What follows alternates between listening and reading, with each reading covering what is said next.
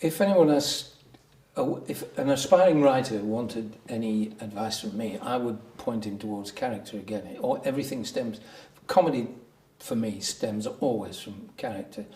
You can do big things with situations once you've got the character, but I would steer anybody onto getting somebody that's of interest, because that's the only source of longevity anyway. You can't have a long-running incident.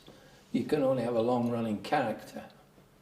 And that's the thing you've got to find, one that'll stand the wear and tear.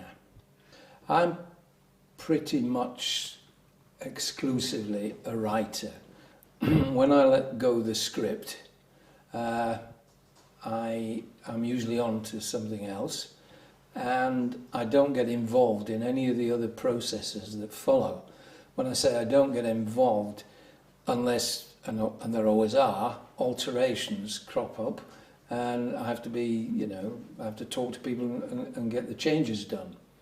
But the only time there's any real commitment from me to the process that follows on from the script is when it's totally new, absolutely new, a pilot for a series. Then, yeah, you've got to show some interest and find the right casting once the script's gone in. And then, I'll be there. But once you've got a series floating and underway, and providing you can rely, as I nearly always have been able to, on your producer to consult with you on, any changes of what's necessary, then I feel I don't belong, to be honest, in the process after the writing. I think you're only a nuisance on set as a writer. It's too late to do any changes anyway. And so I keep out of the way. There's a great difference, I think, between writing sitcom and, say, writing for the stage. For the stage, people expect characters to develop and change. To me, it's exactly the opposite in a sitcom. In a successful sitcom, you've got some kind of monstrous central figure. And what the audience wants is more of it, more of the same. I think absolutely. They don't want development. They'd hate to be disappointed when their character didn't come up to expectations the following week. So there isn't, I think, a deliberate sense of development in a sitcom character. But what you find is, if the series is running for any considerable length of time, all sorts of bits of feedback come in, not only from the cast, but you can get it from your feedback from viewers that will tell you in the street that was rubbish or whatever, and I enjoyed that, and they might point you into an area they didn't realise that was worth pursuing. Where does inspiration come from? I always wanted to be a writer, and it took me a long time to become a writer. And so I did the string of jobs that you do to earn a living, because you can't tell anybody I'm a writer until you've proved you're a writer. It's catch-22, isn't it? So you do these jobs, and I've had quite a string, all of which I pretty soundly loathed till I became a writer, but all of which since have been enormously valuable for the source of ideas and characters and inspiration. So I've drawn on them for many years, and I'm retiring now, and just in time, because I should be getting found out, because that world wasn't this world, and I've very little to draw from this current world, and I've nearly exhausted my world, so I think it's time I packed in.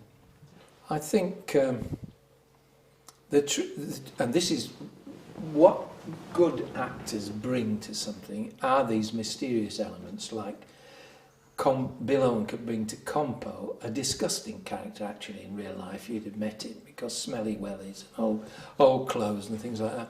None of it matters if it gets into the actor's hands. You just love the guy, and that's not all the script. That's Bill as well. And it was the same with Ronnie Barker. I mean, that tight-fisted character behind that counter was really abominable and ought to be abominable. Why do you like him? It's mysterious. You like him, I think, because it's a magic thing that Ronnie brought to it, and Ronnie could bring magic. I don't know whether you remember that sketch where he did 4 candles and things. He looked like a total thug. If you dressed like that, if you walk down the street, you'd never say Ronnie Barker. And that wasn't makeup. Barker was almost a shapeshifter. In medieval times, they'd have burned him at the stake. They really would. He was magnificent at things like that. And this is what they bring to them. You can get quite harsh lines that, delivered by someone who had no warmth would be terrible. But, I mean, Ronnie could say things to David Jason that, in character, that, you just love the guy. And that's the magic that they bring. And Hyacinth, although she never showed the slightest sympathy for anyone, somehow she was acceptable, I think. It's magic. It's magic. I don't know where it is. I mean, she should have been hated. She should have been loathed.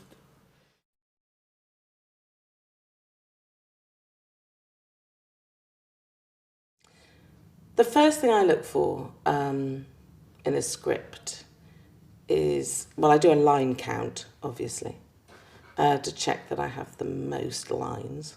Then I go into an immediate panic about how I will learn the lines, and then I check on the catering. The key ingredient to a good comedy script, I would say, is Richard Curtis. That's a pretty major ingredient. If that name is attached, you pretty much know it's funny from the get-go. But yes, of course, when you read a script, you have to laugh. It helps if you know the writer, and it helps if you know who the other actors are going to be, so that you can imagine the group dynamic, if you like. You have to cook the cake in your head already and taste it before you make it. That's the way I think of it. Yeah, I mean, it's such an essential thing, the writing in any comedy script. The curious thing about British comedies, I think, is that usually there's one writer, 1 or 2 writers. Very rarely is there a group of writers, and you're only going to make 6 each series.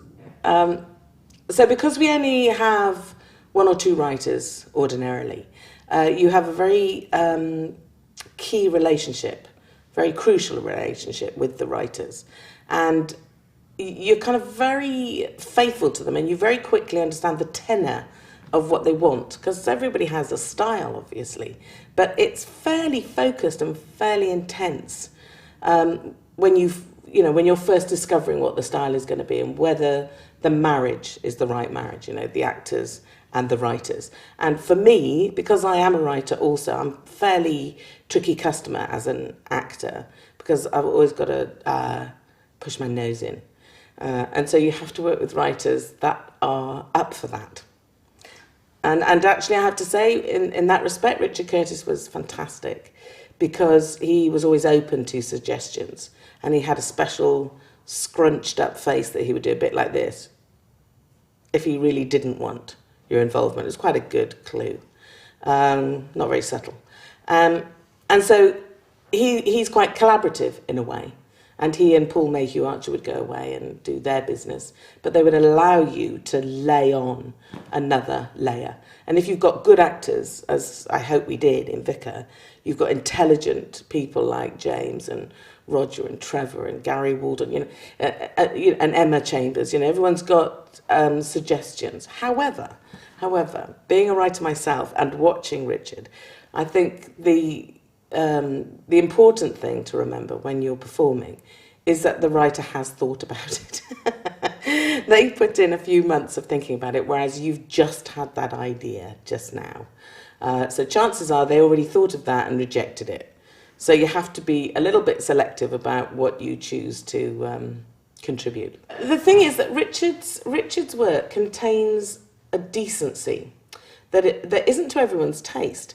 And it's very easy to write it off as not cutting edge because it is decent and because it has heart in it and because at the centre of everything that Richard writes is love.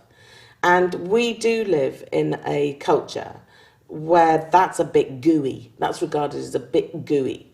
But actually, I think that's as important as anything else. I think his place is very important in that, you know, in the comedy history of this country for that very reason. And I don't think he should for a minute apologise for that. And to me, Richard has changed more minds about more controversial things. I mean, he had an agenda with Vicar, without a doubt. He wanted to normalise, female priests. He wanted it to be okay. And that was a very serious, controversial issue. And now you can make a drama about it, or you can come in slightly through the back door, take people by surprise, they're laughing at it. Next thing they know, other female vicars are being compared to the character, which must have pissed them off to an extent. But it meant that it was okay. I'm not saying he did that single-handedly, he didn't, but it was certainly part of the movement. And that's very political. So to me, that is cutting edge. But it just looks a little bit, it looks a bit soft, but it's never soft.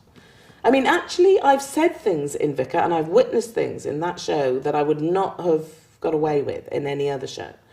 There was an incident when Trevor Peacock's character, Jim, talked for quite a while about bestiality and what the merits of it were and how it was obvious he'd tried it out.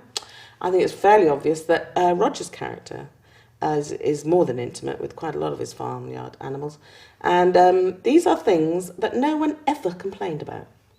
Whereas if I did jokes like that inside a supposedly edgier comedy, there'd be huge complaints. But because you trust him, you trust the characters, you can stray into some pretty deep water and get away with it. And to me, that's that's political in the best sense of the word.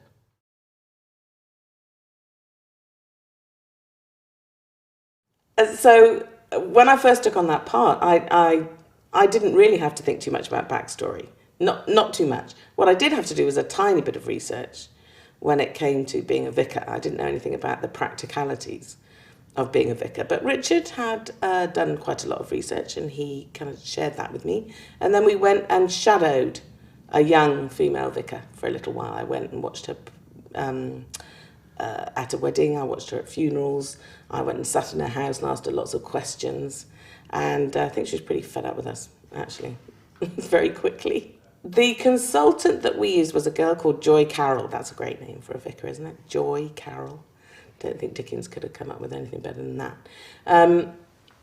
No, she was not in the series, but she did consult for us. So when we got things horribly wrong, when we misquoted the Bible, which we often did, and when we dressed the altar incorrectly for certain times of the year, for Harvest Festival, for instance, and various things that we did wrong. And she kind of gave us permission to do other things that were a bit out there, like the pet service, things like that. She said, yeah, why not? Why wouldn't you?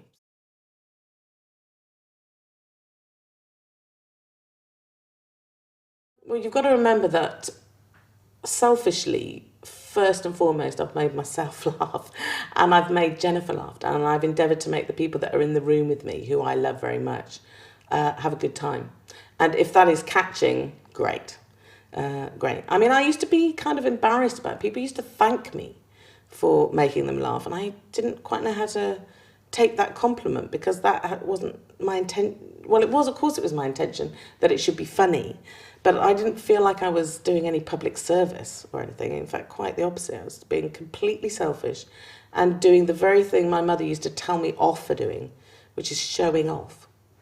You know, everything you got told off for doing when you were a kid is suddenly your job. It doesn't get much better than that.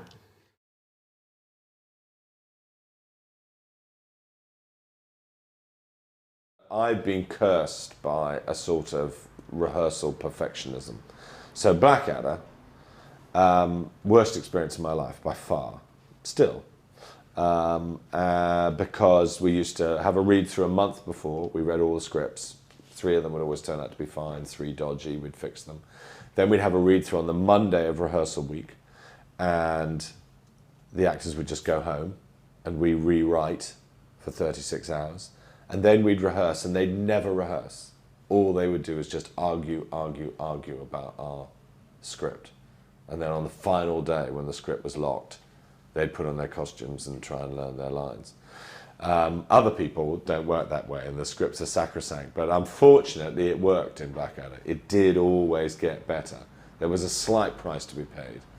And on The Vicar of Dibley, I was there every moment of every day of rehearsal, and we were always trying to make things funnier. So I think that one of the things about the sitcoms that I did is they're sort of like theatre pieces. They're actually performed live in front of an audience. And so you can't, you've got to try and make the actors confident in front of that audience that they're going to get real laughs. You can't say to them, no, I promise you when it's cut together it'll be funny, because it's got to be funny in front of folk. Do you know, I've not really thought there was much distinction between writing a studio audience and writing for people at home. The key to all comedy, it seems to me, is never to yield to that old thing, this will be funny, or people find that funny. I remember when I started writing, people used to say, oh, people find British rail sandwiches funny, and I didn't find them funny, so why should anyone else find them funny? And I think you've just got to always be going for the real delight of a laugh in the rehearsal room, and if it makes your friends laugh, you have to believe it'll make a studio audience laugh, and if it makes a studio audience laugh, you'll have to believe it makes people at home laugh. One of the things that was lovely about The Vicar of Dibley was the slight soap opera aspect of it. That a girl, Alice, started just as stupid, and then we thought, oh, she'll have a romance. And she stayed stupid, but she did get married, and then she did have a child. That sort of thing is a delight. I haven't done that very often, but the soap opera aspect of sitcom can be a real joy as you watch your characters developing. I mean, Mr. Bean is the other side, and Blackadder, because they couldn't develop, because Mr. Bean's nature is that he never changes. And in Blackadder, we were always going to end each series by Blackadder dying. So there are different strokes for different blokes. I remember when I started writing sitcoms, I had a piece of advice from the head of BBC Entertainment, which was, don't ever have a first episode. And that was a very good piece of advice, because on the whole, first episodes of sitcoms are the worst, because you establish who people are, you do all sorts of stuff you'll never do in another episode. So like in Blackadder, we would tend to just do 6 episodes and then put the best one first, so that when the critics saw it, you were leading with your best shot.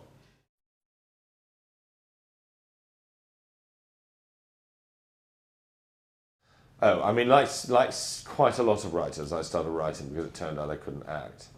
I thought I was going to be a great actor when I went up to Oxford, and then I met Rowan, and he was so clearly a genius, and I was so clearly the blandest actor in the world, that I started writing stuff for him. I mean, as time's gone by, I do really believe in the importance of comedy. I as a teenager, half the laughter of me and my generation was Monty Python. Literally half of it. We would go into cafes, and all we would do for an hour was recite their sketches. So I actually believe in the spreading of joy. And I think that particularly these days, the media in general gives a falsely pessimistic version of how life is turning out.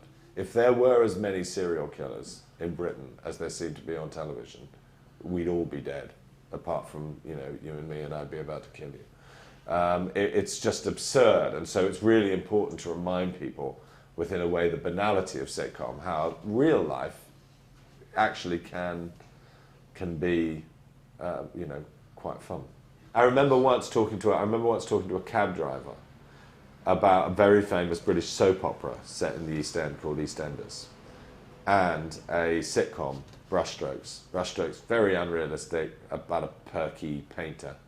EastEnders, very socially realistic, about problems and divorces and abortions and unhappiness.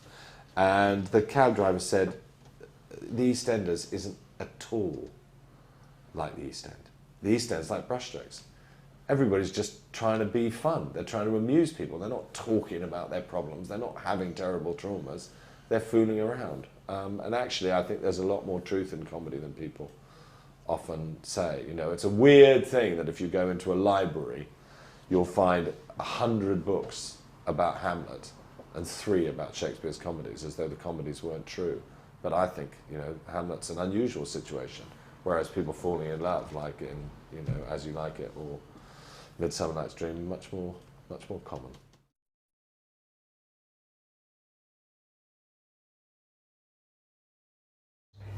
No, when the Queen came, it was extraordinary because it was 1977, I think, or 76, 77.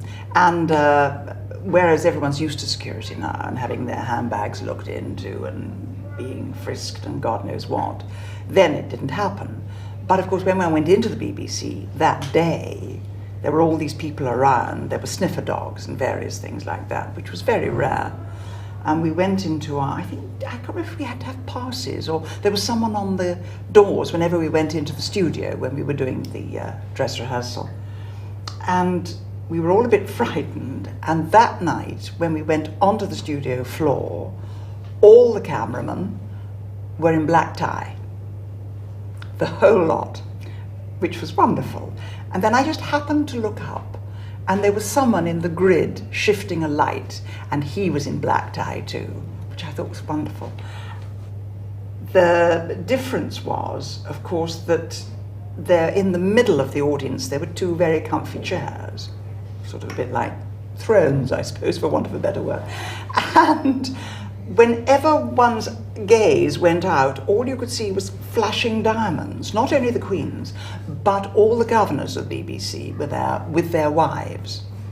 And of course, everyone was very nervous. So consequently, hardly anyone laughed at all, because, and I acted in the theatre when the Queen was there, and if the Queen is there, everyone waits to see whether the Queen thinks it's funny. And I hope she did think it was funny, but it was quite a sticky night. We were all so frightened we got straight through it without any dries, without any having to go back on things, which nearly always happened. So much so that I think it finished something like half an hour earlier than it should have done. And in London at that time, I don't know whether it still happens, when her route was being planned back, all the traffic lights would have been turned to green.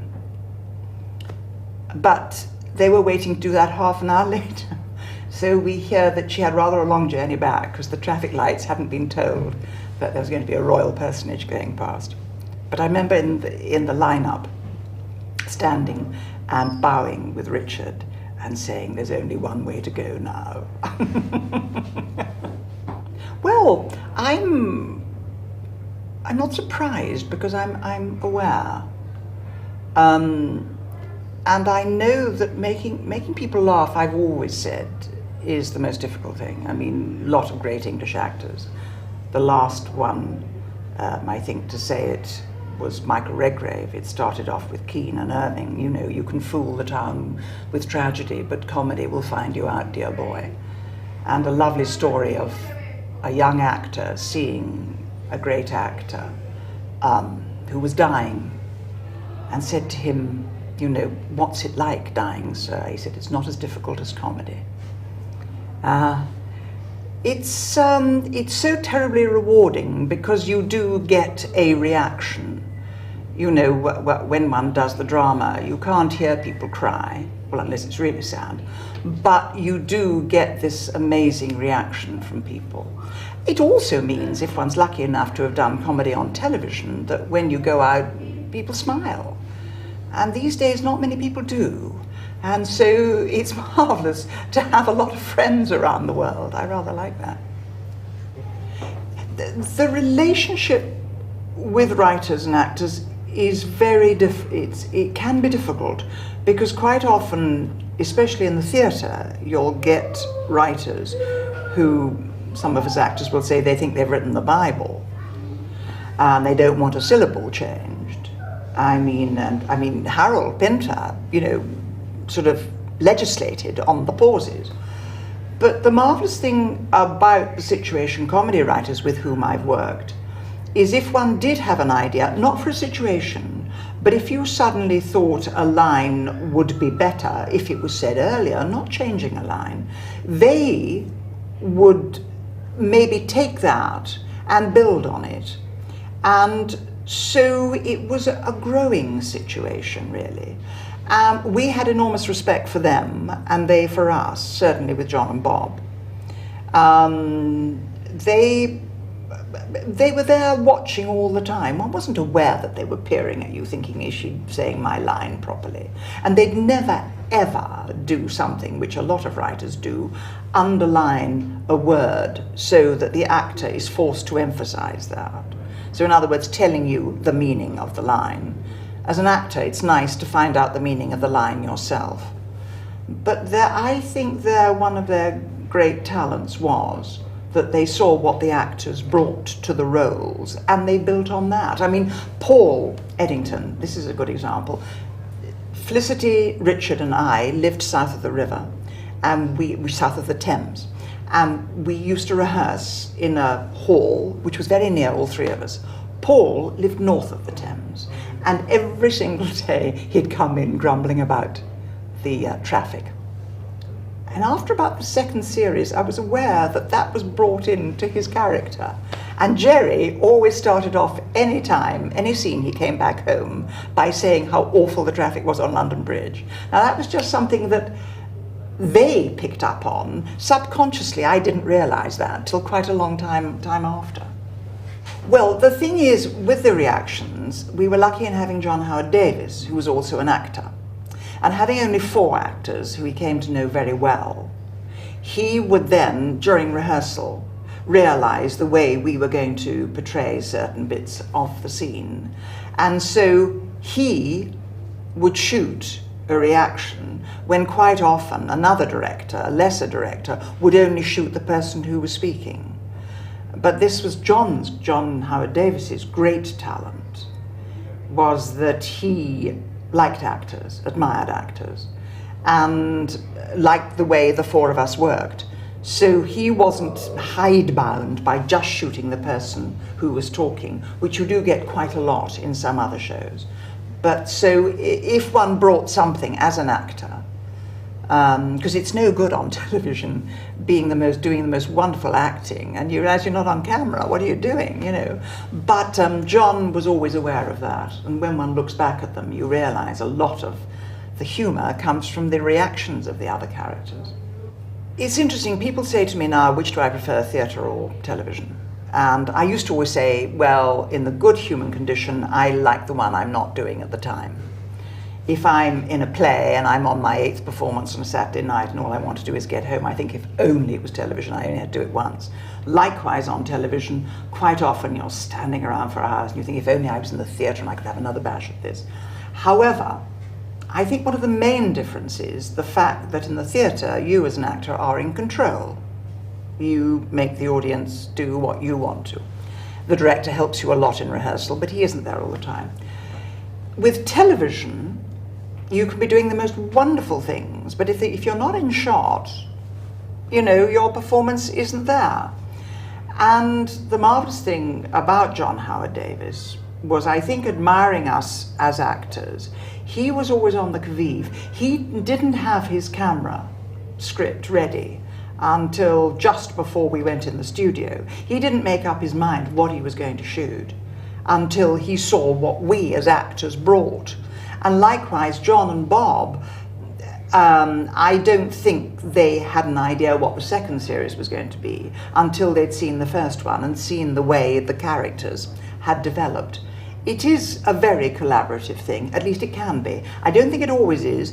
I was lucky enough with my 2 directors, with Gareth Gwenlyn and John Howard Davis, to have people who cared very much what the actors brought to the roles and didn't have fixed ideas about the way it should be. And if one as an actor had an idea, you didn't feel, oh heavens, I shouldn't say that now. You always felt you could talk about it, and if you wanted to change something, you could do that as well. Likewise with the writers, you see, they were always open to new ideas too.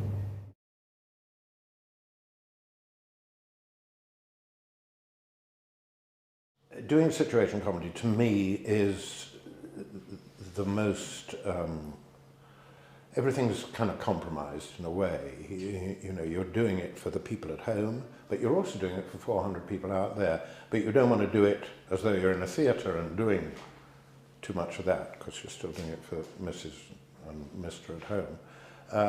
But the difficult thing is, although you can do retakes, you've got enough time to do the odd retake, basically it's your judgment and the writer's judgment to get it right first time. It's best to get it right first time. If you time it right and your judgment is right and everyone else's judgment is right, you get the laugh. But you're working on an awful lot of levels, really. You know, if you were in the theatre in a play, you'd do out of London tryout, different. You know, you do 4 weeks or something. You'd find out where the laughs are buried, as we say. Doing a situation comedy, you do it once, so you've got to get it right then. And you may not have realised that someone else is going to get a laugh on the line just before you. So you walk into the laugh and make a mess of it, you know. It's a razor's edge.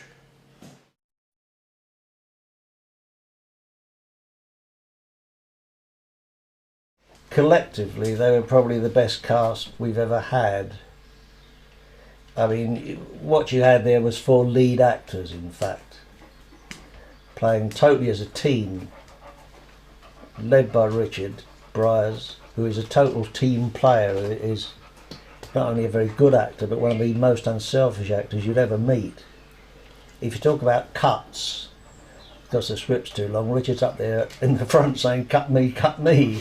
There's a lot of actors, you know, this is death rather than dishonour. They were a starry cast, as I say.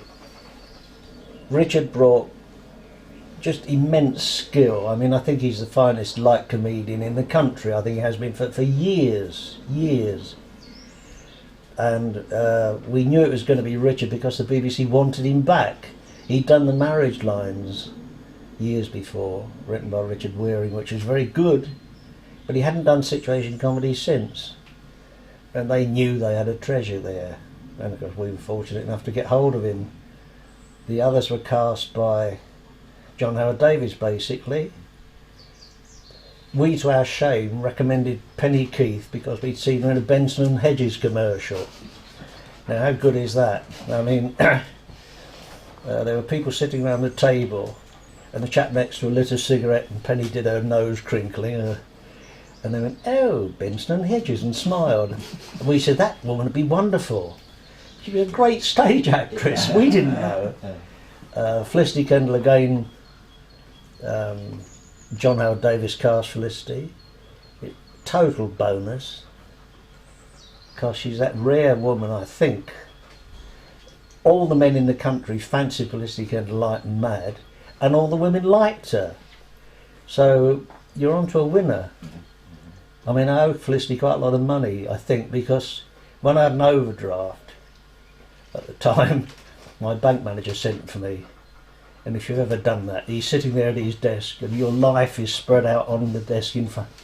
And he said, "Well, this isn't very good, is it?" I said, No, sir. No. And then he went very serious and he said, "Is Felicity Kendall as nice off-screen as she is on?" I said, "Nice." I said, "She's adorable." "Is she really? Tell me more." We spent 10 minutes on Felicity Kendall. Then he put my life away and said, "Well, just try to do something about it." So I did trade her. Paul Eddington brought total style. Again, Paul was a brilliant actor, done television, but had not done situation comedy. The last I saw of Paul on television before The Good Life was playing a baddie in William Tell in Wrinkled Tights, you know. Suddenly there he was. And that works enormously, that Penny, Paul and Felicity had not done situation comedy. People used to say to us, "Where did you find these people?" Now, how insulting is that? But I know what they meant. They hadn't seen them in television comedy. So they were all new to it, and they brought no tricks, which is one of my least favourite things. What do you mean by tricks? Well, we once worked with an aged actor, I won't mention, playing a small part, who at one point in rehearsal said, "I can fall off a sofa if you'd like me to." We said, "Well, why would we want you to fall off a sofa?" "I don't know," he said, "but if you want me to, I can do it. I've been doing it for years." We said, "Good." And you think, oh, that's a trick. That's an extreme example of trick. But sometimes actors who have done a lot of situation comedy, they've got themselves a bit stylised in their reactions and in their movements. These actors that we had none of that. First of all, a good script, good characters, good actors. Those are all obvious things. There are the sort of intangibles that come from a comedy, which is, we've discussed, likability. It's very interesting when audiences actually care what happens to the characters. Vis-a-vis The Good Life, Bore. The last one we did was called Anniversary, in which they were burgled, the goods.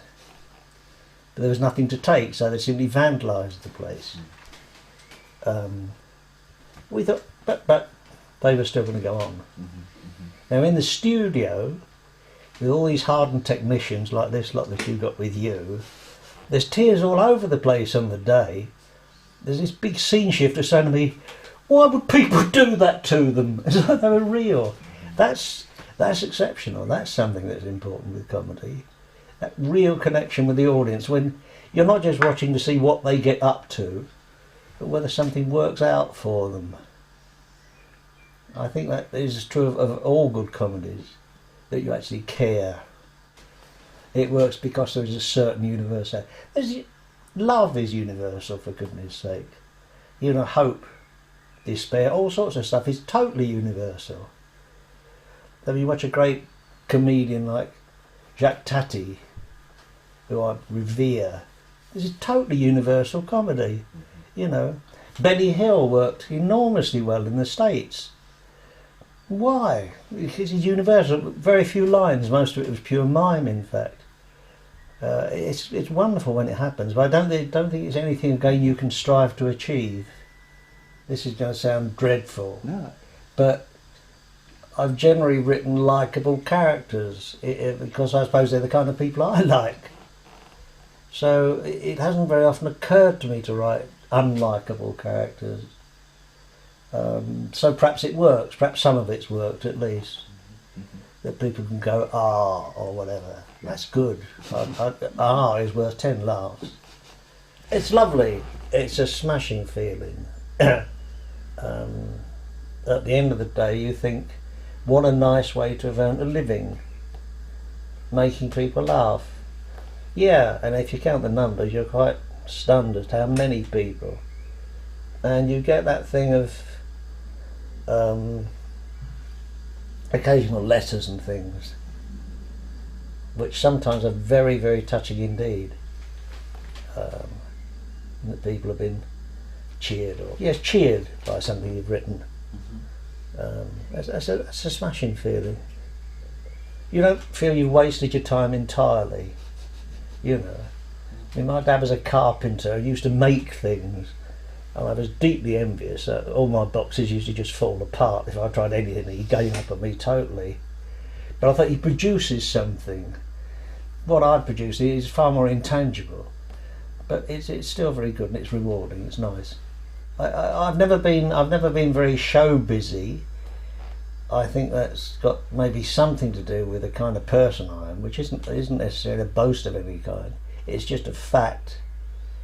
I've never been a kind of a lovey or into the show business world. I mean, people are always assuming that I know everybody who's ever appeared on television. You know, you must all be great chums or something. I say, what? I never see them. I don't know.